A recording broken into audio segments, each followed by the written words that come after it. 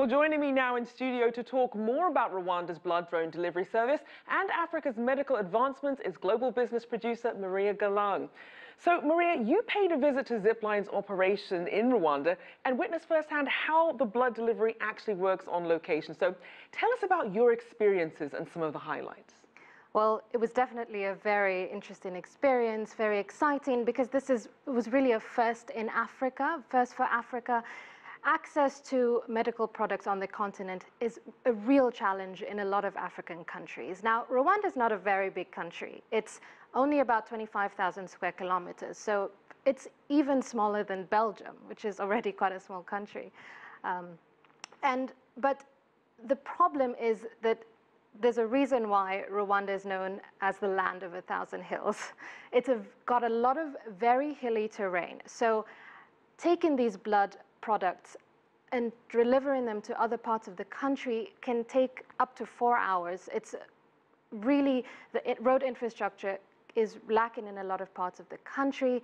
And so when you bring in this drone technology, that cuts down the delivery time to as little as 15 minutes on average. So it's really quite a big step for a country like Rwanda.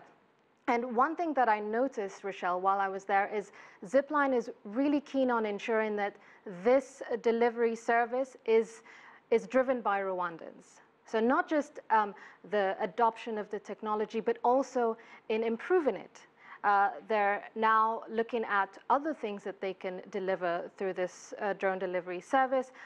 They're looking at venom, anti-venoms. They're looking at also vaccines. So it's really interesting to see how this is going to develop over time. And certainly interesting having the actual Rwandan people have a lot of input into the service that's actually going to help them. So overall, though, how would you say Rwanda compares to some of its neighbors when it comes to its health and its technology? Well, Rwanda is quite an outlier in the region. It's landlocked, so it relies a lot on its neighbors like Kenya and Tanzania for their ports when it comes to trade services. So it's really had to be quite innovative in trying to figure out ways to empower itself as a country economically. And the health sector is one of those that have really benefited from some of those innovations.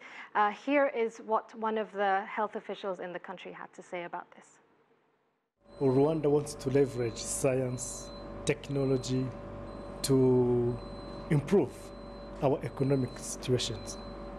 And our sector, in the health sector, we also want to take advantage of any kind of technology available to make sure that we deliver life to people in a way that is transformative, that is unexpected. Now, it's important to understand that Rwanda is one of the only countries on the African continent that have legalized the use of drones. And Paul Kagame, as its president, has really been pushing for innovation in Africa. He's been pushing for the countries to adopt technology, to adopt innovation, and to come together to find ways to further unlock the continent's potential.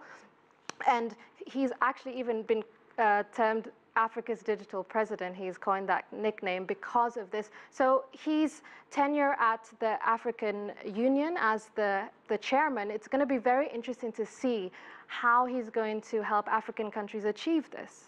So you tapped on some of the challenges, but what does the Zipline example tell us about how Africa's medical and technology is progressing? Well, Zipline is a great example of how Africa can really take technology and use it to leapfrog forward. We saw it, Africa, it's very innovative. We've seen it with mobile phones, we've seen it in mobile payments, and now we're seeing it in the health sector. And we're seeing it starting to pay off. You know, we're seeing that the payoff, they're realizing that the payoffs when it comes to research and development might not be as big as instead of just taking the technology and using it and empowering the people and educating them and showing them how they can come up with their own ideas, how they can develop them to go out to get funding and bring that back to the country and really develop the health sector and other sectors. And we're seeing it's really starting to pay off in areas like malaria numbers. They've dropped significantly. HIV numbers, they've dropped significantly. So really, we're seeing countries like Kenya, we're seeing governments like Rwanda and South Africa seeing that this is really the way to move forward and unlock the continent's potential. All right, well, thank you so much. Great reporting there, Maria Galang, for us.